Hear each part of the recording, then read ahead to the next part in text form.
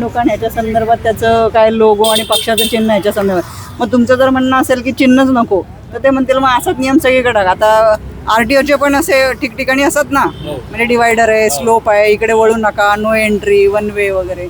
तर मग तिथे सुद्धा लोक मागणी करू शकतील कदाचित की मग तिथं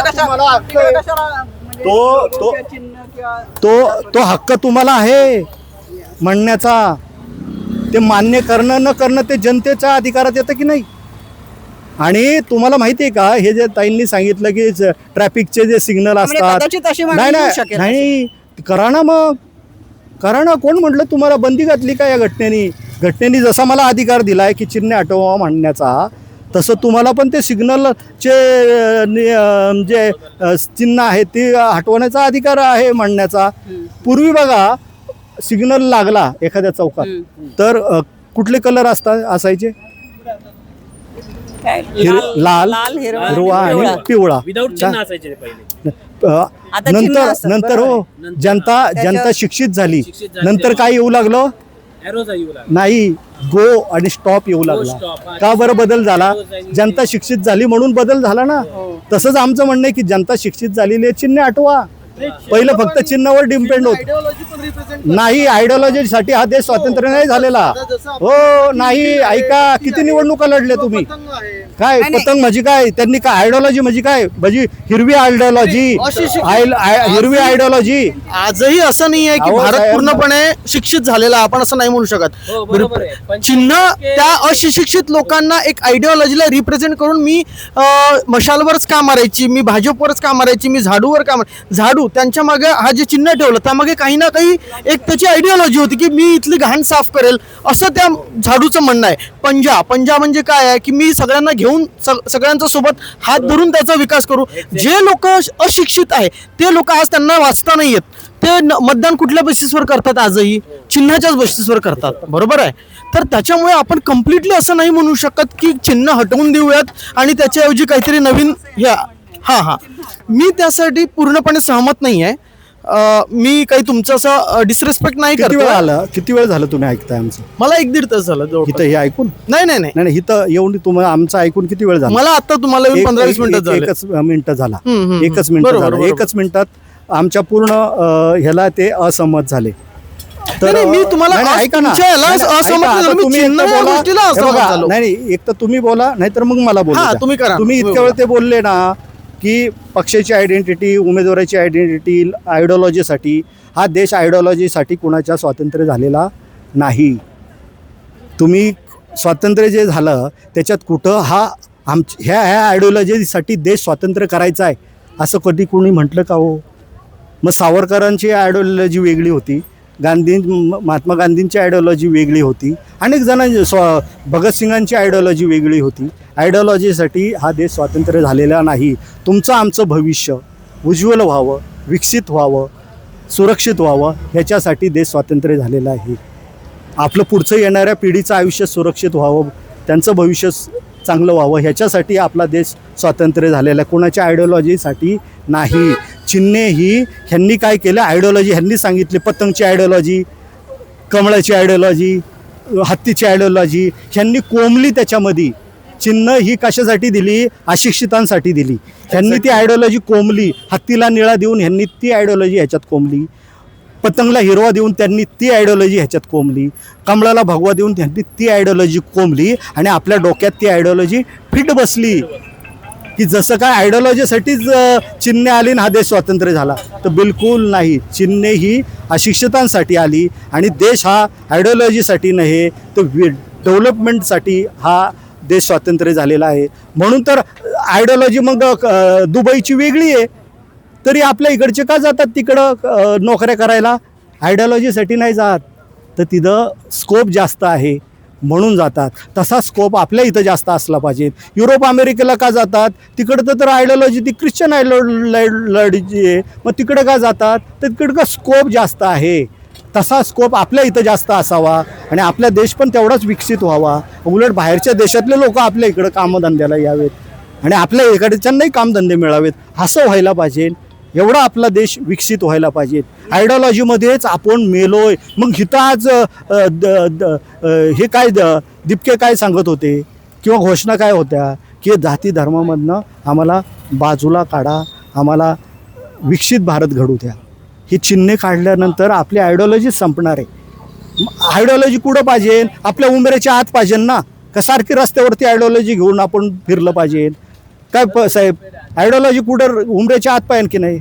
नाही येत, तुम्ही नका काळजी करू. अहो नोकरीचीच आपल्याला लई काळजी आहे साहेब, त्याच्यातच अडकलोय आपण. काय अजिबात बोलायचं नाही, मन दाबून दबून दबून किती वर्ष राहणार? काय बोला थोडं, काय बिघडताय? देश आपला सगळ्यांचा आहे. नका काय नाही, लक्षात द्या. तुमचा थोडा मी इंटरप्ट करतो. तुमचा मुद्दा बरोबर आहे, लक्षात घ्या. थँक्यू. ज्यावेळी स्वातंत्र्य मिळवायचं होतं त्यावेळी सगळ्यांना एक पाहिजे होतं की बाबा हे जे सगळे आपण गुलामगिरीमध्ये आहोत तेव्हा आपल्याला स्वातंत्र्य मिळायला पाहिजे. हा खरा मुद्दा होता. That was not a ideology. हां, मग आता स्वतंत्र झाल्यानंतर आपली घटना झाली स्वतःची एक, हां, आणि आपण लोकशाही मांडणारा देश आहोत. मग लोकशाही मांडणारा देश आणि घटना आणि संविधानामध्ये क्लिअर कट लिहिणार की राजकीय पक्ष आहेत, निवडणुका होणार वगैरे. हां,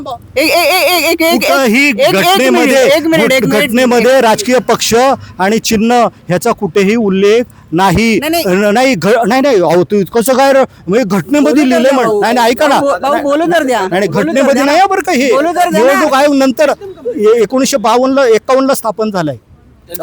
मी असं, तुम्ही कदाचित ह्यांनी रेकॉर्ड केलं त्यामुळे तुम्ही ऐकू शकता, मी असं म्हटलेलं नाही. मी फक्त म्हटलंय की त्याच्यामध्ये लोकशाही पद्धतीने निवडणुकीची तरतूद तर आहे. मग त्यासाठी कॉन्टेस्टंट तर येणार, स्पर्धा तर होणार. आणि मग त्याला राजकीय पक्ष असं एक नाव दिलंय, आलं की लक्षात? मग माझा एक पक्ष असेल, ह्यांचा एक पक्ष असेल, मग त्याला एक काहीतरी चिन्ह असावं ही प्रत्येकाची भावना आहे किंवा जी काही गोष्ट आहे ती त्यांनी मान्य केली. आता हे म्हणतात त्याप्रमाणे समजा चिन्ह जरी हे केली तरी मग त्यावेळी परत समजा माझा एक राजकीय पक्ष आहे आणि आजच्या कुठल्याही अस्तित्वात असलेल्या पक्षाचं नाव न घेता म्हणते मी, त्याची एक काहीतरी विचारधारा आहे की नाही? प्रत्येक राजकीय पक्षाची काही ना काही विचारधारा आहे, आलं की लक्षात? मग मी काय म्हणते, उद्या यांनी चिन्ह जरी काढलं तरी समजा अशिक्षित आता झाले, ठीक आहे, साक्षरतेचं प्रमाण वाढलंय, लोक वाचतील किंवा कार्यकर्ते किंवा सामाजिक संस्था आहेत की ज्या मतदान करण्याकडे किंवा प्रबोधनाकडे काम करतात, त्या चिन्हाच्या ऐवजी नावं सांगतील, वॉर्डचा नंबर सांगतील, मतदारसंघ सांगतील वगैरे वगैरे. पण तरीसुद्धा समजा मी एका राजकीय पक्षाचं म्हणजे प्रतिनिधित्व करते, समजा मी लोकसभेला उभी आहे, तर शेवटी माझ्या नावामागे काहीतरी विचारधारा आहे, ही शेवटी येणारच आहे ना. फक्त ती लोगोत नाही येते किंवा चिन्हात नाही येते असं नाही. ऑन द कॉन्ट्री, लोगो किंवा चिन्ह हे मी काय म्हणते एक रिप्रेझेंटेटिव्ह आहे, प्रातिनिधिक आहे, म्हणजे चेहरा आहे. लक्षात घ्या, माझ्या ह्याच्यावर मास्क लावलेला आहे. खरं काम त्या पक्षाची किंवा त्या संस्था संघटना जे काय असेल, त्या माणूस त्याचा मेंदू ह्याचा विचारच काम करतो, लक्षात घ्या.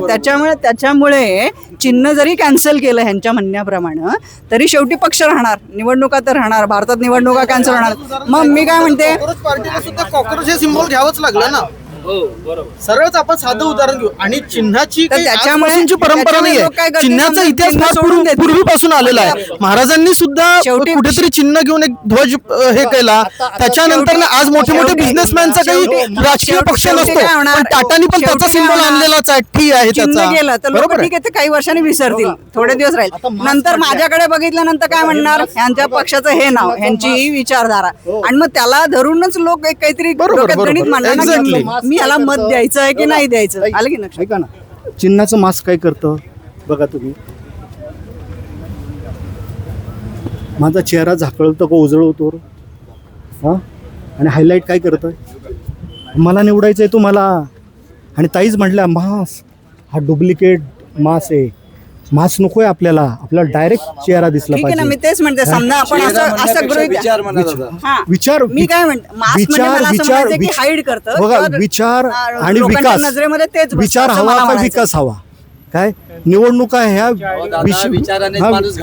ठीक आहे ना, ऐका ना, मी बोलतोय ना, मी काय बोलतोय, तुमचं आयुष्य आहे आणि मला सांगतोय. एक मिनिट आता ऐका, ताई 1950ला 91% अशिक्षित होतो आम्ही. काढा रेकॉर्ड. कोण बसलेत? गिदाडाची अवलादी, कॉर्पोरेट सेक्टर, ज्युडिशियल ब्युरोक्रेसी.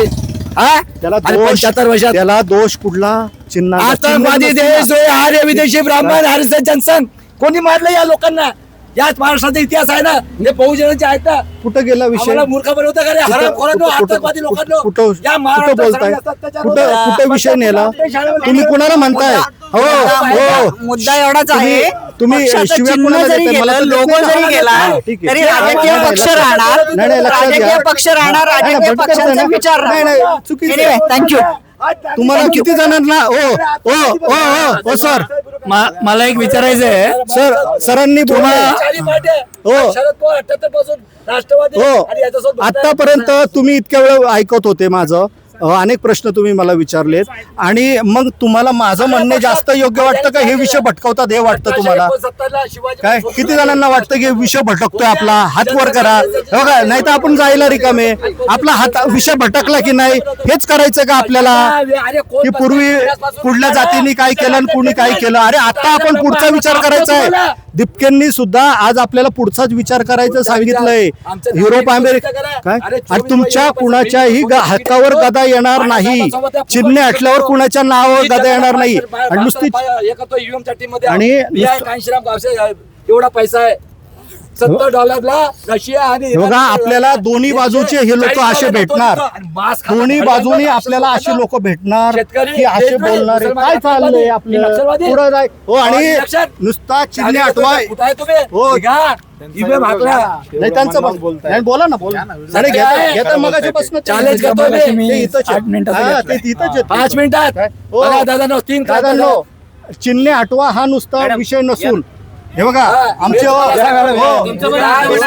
म्हणतो दुसरी डिबेट झाली पाहिजे दुसरी मागणी आहे पाहिजे तुमच्या मुद्द्यावर झाली पाहिजे तुमच्या पुस्तकामध्ये माझी दुसरी मागणी आहे की निवडणुकीमध्ये उभा राहणारा उमेदवार हा कमीत कमी पहिली तरी शिकलेला असावा हो मित्रांनो तिकडे इंटरेस्ट असेल तर तिकडे बोला माझं दुसरी पुस्तकात मागणी आहे उमेदवार हा कमीत कमी पहिली तरी ते आता पहिली का सांगतोय की अरे शिक्षणाची आट नाहीये कमीत कमी पहिली तरी शिकल्या तिसरी मागणी आहे अशोक खराचा अवलादी हो सर म्हणजे आता हे पहिल्यापासून 2 तास बरं स्कूल पासून स्मशानापर्यंत सगळीकडे आपल्याला आधार कार्ड कंपल्सरी लिंक करायला सांगतात मग माझ्या पुस्तकात म्हणणे आहे स्कूल पासून स्मशानापर्यंत आधार कार्ड कंपल्सरी लिंक करायला सांगताय तो जोपर्यंत वोटर आयडी ला आधार कार्ड लिंक करणार नाही तोपर्यंत मी आधार कार्डच काढणार नाही मी आधार कार्ड काढलेलं नाही मित्रांनो लक्षात घ्या हे असं बोलायचं नाही नुसतं त्याग करायला लागतो माझं व्हॉट्सअप बंद माझं मोबाईल बंद माझं बँक अकाउंट बंद काय पॅन कार्ड बंद जसं तुम्ही मगाशी म्हटलं की आपण हे चिन्ह हटवून माणूस दिसू देऊयात तर 2014 आपण चिन्ह हटवून माणसालाच मतदान केलं तर त्याचे परिणाम आज आपल्याला दिसत आहे नाही काय होतंय तर बरोबर आहे नरेंद्र मोदी म्हणूनच हे झाले ना काय झालं म्हणजे त्याचाच अर्थ लोक आज मोदी मोदी म्हणूनच करे काय झालं मोदी मोदीचं म्हणून कशाला आपण बंद दिलं मोदींना दिलं का चिन्हाला दिलं मोदी नावाला दिलं त्यांच्या चिन्हाला दिलं नाही जास्त करून नाही जास्त करून दिला. या अगोदर जेवढं पण मतदान झालं भाजपला ते चिन्हावर झालं पण 2014 पासून जे मतदान झालं ते मोदीवर झालं आणि त्यांचा नारा सुद्धा होता पक्षालाच मत झालं. हेच ना पण. त्यांनी काय म्हणून घेतलं प्रत्यक्ष नरेंद्र मोदी आपल्याला निवडणुकीत उभे राहिले नाही पण त्यांनी तुम्ही आणलं होतं की तुमचं मत काँग्रेसला मत म्हणजे तुमचं पाकिस्तानला मत. याचा अर्थ काय झाला ना दाखवलं आपल्याकडनं मत काढून घेतलं त्यांचा चेहरा मला एक प्रश्न आहे दादा. पाचवी मागणी आहे ज्या मतदाराने ग्रॅज्युएशन पूर्ण केले असेल अशा मतदाराला 2 मतांचा अधिकार द्या आपली ही 5वी मागणी आहे सगळ्यांना पटन न पटन ही गोष्ट बरोबर आहे पण इथे 4थी पास माणूस बसला ना त्याचं काय करायचं ऑलरेडी पदवीधर मतदारसंघ आहे शिक्षक मतदारसंघ आहे ते पण हिंदूच होते ना हे यांना दिसत नाही का आपल्या देशात आहे ना बिनविरोध निवडणुकीला बंदी घाला ही आपली 7वी मागणी आहे कारण लोकशाही बळकट होईल त्याच्यामुळं नाही तर काय करतात ते वरिष्ठ वरच्यावर ठरवतात आपल्या देशात आहे ना प्रत्येक 30 वर्षात रिसेशन बुक मध्ये येते प्रत्येक 30 वर्षात त्याचा टर्म आज 10 वर्ष झाले प्रमाणपत्र असेल त्यालाच पुढील 5 वर्ष सरकारी योजनांचा लाभ घेण्यास पात्र समजावे मतदानाची टक्केवारी वाढेल नाही तर लाडकी बहीण योजनांचा सगळी लाडकी बहीण लाभ घेते आणि लाडकी बहीणचे पैसे आणि कुठं चालले? मतदान आरटीचे पैसे जे शाळेला भेटतात ना त्याच्याकडनं लाडकी बहीणला पैसे भेटतात. प्लीज बोला. किती शाळा बंद पडल्या? किती शाळा सर? आपण जर म्हणजे भारत देश महत्व नाही ना. एक मिनिट भाऊ आपण म्हणजे सगळे आता भारतीय आहोत. आपला देश जर म्हणजे काय घटनात्मक पद्धतीने आणि संविधानाच्या ह्याच्याने जात असेल आणि लोकशाही म्हणत असेल आणि त्यात जर आपण एखाद्या गोष्टीचं कंपल्शन कुठल्याही XYZ ओके. तर ती लोकशाही राहणार नाही. लक्षात घ्या. आली लक्षात. हळूहळू गोष्टींवर रिस्ट्रिक्शन्स येतील. लक्षात घ्या. आणि कुणाचं तरी कुठल्याही शक्तीचं मी कुठल्याही respective of any political party कुणाचं तरी त्याच्यावर नियंत्रण सत्ता आणि नियंत्रण असं राहील. अल्टिमेटली मग त्यातनं बऱ्याचशा गोष्टी निर्माण होतील आणि मग मतांचं ध्रुवीकरण पण होण्याची शक्यता आहे. त्यामुळे लोकशाही टिकवायचं असेल तर मला तितकंच हे काय पटत नाही की कुठल्याही गोष्टीचं अमुक झालं तरच मग तुम्हाला हा लाभ मिळेल वगैरे असं जशी यांनी मागणी केली तसं करण्यात मला फारसं काही म्हणजे माझी असहमती आहे. त्यापेक्षा ज्या गोष्टीवर म्हणजे घटनेवर संविधानावर जो देश आपला चालतो तो प्रत्येक खाली तळागाळामधल्या प्रत्येक नागरिकापर्यंत जर पोचला आणि जर त्याला त्याची कलमण त्याचे अधिकार आणि हक्क जर समजले आणि त्याचे फायदे तोटे समजले आणि ते चांगल्या पद्धतीने प्रबोधन करून जर हे केलं तर मतदानाचा टक्का हा नक्कीच वाढेल. आणि ज्या काही म्हणजे चुकीच्या पद्धतीने गोष्टी समाजामध्ये किंवा काही गोष्टींमध्ये मॅनेज केल्या जातात किंवा हे केल्या जातात त्याच्यावर जर थोडं कुठे रिस्ट्रिक्शन्स आणलं मग ते 2-4 पद्धतीने येत असेल तर ते शासनामार्फत पण आपण आणू शकतो, प्रशासनामार्फत असू शकतो, नंतर सिव्हिल सोसायटी पण आणू शकते आणि स्वतः नागरिक पण जागरूक होते. अशा पद्धतीने जर हे केलं तर तो ग्राफ वाढत जाईल आणि मग चांगल्या अर्थाने म्हणजे हेल्दी आणि चांगल्या पद्धतीने निवडणुका आणि ह्या गोष्टी होतील आणि मग त्यात आपल्याला जो अपेक्षित आहे त्याप्रमाणे आपण आपला प्रतिनिधी निवडून देऊ शकतो. असं रिस्ट्रिक्शन करण्यामध्ये मला फारसं काही म्हणजे योग्य आहे असं वाटत नाही. हा म्हणजे तुम्ही रिस्ट्रिक्शन केलं म्हणजे तुमचं पेंडुलम झुकला म्हणजे लोकशाहीकडनं तुम्ही हुकुमशाहीकडे थोडे एकाधिकारशाहीकडे वगैरे असं मॅडम बोलते तुम्ही सहमत आहात? सहमत आहे. तुमचं नाव काय? मी सुजाता बरगाले. आणि काय शिकला तुम्ही? मी डॉक्टर आहे. Okay. Thank you. Nice to meet you ma'am.